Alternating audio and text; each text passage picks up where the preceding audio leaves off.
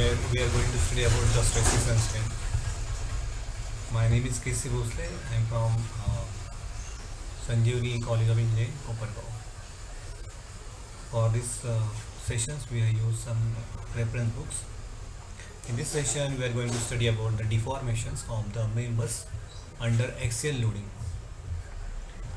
So, in this diagram, we have shown that tensile load is applied on a body having cross section area and the length, initial length is L. When you apply the tensile load, the length will increase. So if the resulting axial stress sigma equal to P by does not exceed the proportional limit of the material, we may apply Hooke's law and write sigma equal to E into Young's modulus into strain, from which it follows that strain will be equal to sigma upon E. So we can replace the value of sigma P upon E and it will be equal to P by AE. So we know that the strain will be equal to delta L upon L will be equal to P by AE.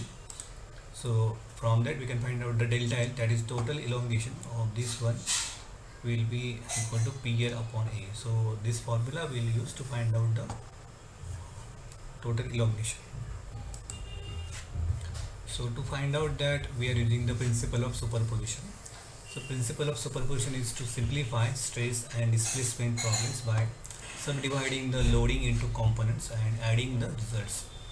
Statically indeterminate axial loaded problem. So for this also we can use a member is statically indeterminate when equations of the equilibrium are not sufficient to determine the reactions on the member. So bars with the cross section varying in steps. So a bars can have the different cross sections. A1, A2, A3 are the areas. L1, L2, L3 are the lengths, and we apply the tensile load on that. So we have to find out the free body diagram by using the principle of superposition. So this is the first part. So whatever the load is applied, that load will be applicable on the first part. So it is a tensile load, so we have to consider tensile load on this one. Similarly, on the third part there is a tensile load, so we will consider the tensile load on this part. So we have to find out what is the load acting on the middle part. So take a section here and we will take the section here and then find out what is the resultant stress acting in this section. So that stress will be acting in the middle part, and from that we can find out the total change in length. So we can use the formula delta V equal to summation of PL upon A, and then that formula will give us the total change in length of the bar. So this is example actually. There are two parts are there having different cross section area, and length is given, tensile load is given. So we have to find out steps bar as shown in figure is made of the two different materials. The materials are also different. The material one has Young's modulus 2 into 10 to 5 Newton per millimeter square, while that of the material 2 is 1 into 10 to 5 Newton per millimeter square. Find the extension of the bar under a pool of 30 kN if both the portions are 20 millimeter in thick. So we have to find out the total extension of the bar under a pool of 30 kN. So area of the first part is 40 into 20, 800 millimeter square. Area of the second bar is 30 into 20. So extension of the part number 1, can we find out delta L1 will be equal to P1 L1 upon A1 E1. So from that we can find out the delta L1 change in length of the part number 1, 0.1125 millimeter. Then we can also find out the extension of the part number 2. Delta, actually it should be delta L2 will be equal to P2 L2 upon A2E, so that is 0.4 millimeter. So we can, to find out the total extension, we have to add the delta L1 plus delta L2. And it's the tensile load, so we will add both the change in length, and then we can find the total change in length. So that will equal to 0.5125 millimeter is the total extension of the bar. So similarly, you can also find out the total extension when there are three parts are there. having different cross-sectional area. The bar as shown in the figure is tested in universal testing machine. It is observed that at a load of 40 kilonewton, the total extension of the bar is 0.280 millimeter. Determine the Young's modulus of the material. So we know that the total extension of part number 1 can be found out P1 L1 upon A1 E1. Extension of part number 2 is P2 L2 upon A2 E2. Extension of part number 3 is P3 L3 upon A3 E3.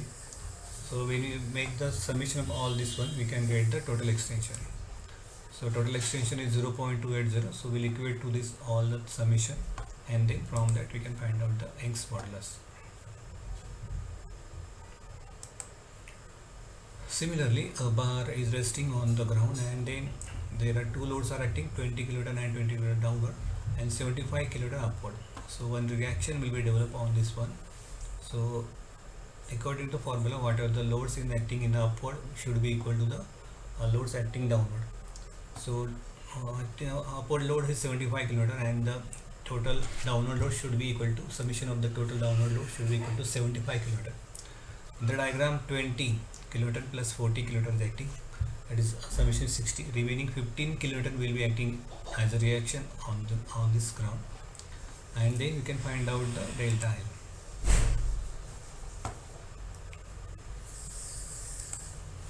Similarly, in the third part, there are multiple sections are given, and then we have to find out the total deformation of end A with respect to D. Area is given 20 millimeter. Metal is steel with the Young's modulus 200 GPa. So we have to find out the total deformation. So we know that the loads are acting at 4 points, 1, 2, 2, 3, 4. So we'll divide the total bar into 3 parts: A, B, B, C, and C, D. So first, according to principle of superposition, we'll divide the total bar into 3 parts: A, B, B, C, and C, D. On the part A, B, the total load acting is equal to 5 kilonewton. So on the part A, B, there is a tensile load will be equal to 5 kilonewton. Similarly, on the part C, D, there is a load acting compressive 7 kilonewton. So, and then we have to find out what is the remaining load acting on this part BC. So to find out the load acting on the part BC, take the section here. So take the section and then find out what is the load acting at the left hand side, total load acting at the left hand side. So we need to take the section here and then make the summation of the loads acting at the left hand side. So 5 and 8. So it should be a summation will 8 minus 5 will be equal to 3. So 3 kilonewton compressive load will be acting at the point between the section BC. So to find out the total deformation, we can make the addition. So delta will be equal to make the addition and then find out the total elongation. So similarly, as shown in the figure, we have taken the section here, and then there is a compressive load acting on part BC. So we are using the plus sign for the tensile load. Similarly, we are using the minus sign for the compressive load. So my compressive load on the part BC, compressive load on part CD, and then we can find out the total elongation of the bar.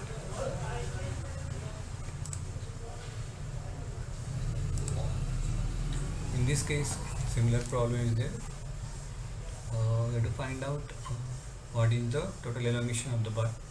So we'll divide the total bar according to superposition, principle of superposition. We'll divide the bar into 3 parts: AB, BC, and CD.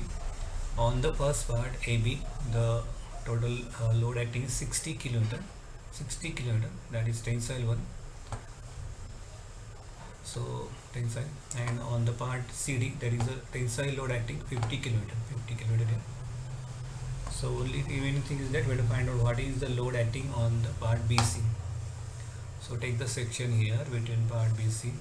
So on the left hand side, there is a load of 60 kilonewton going in the left hand side, and similarly 20 kilonewton in the left hand side. So Thus the direction of the both the load is same, so we'll make the addition of this one 60 plus 20.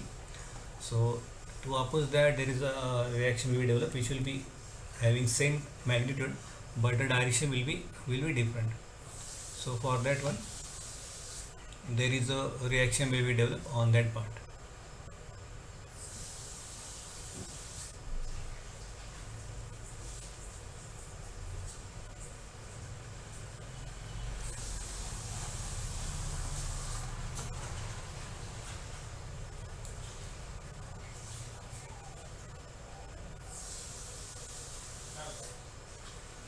From that we can find out total elongation of the bar.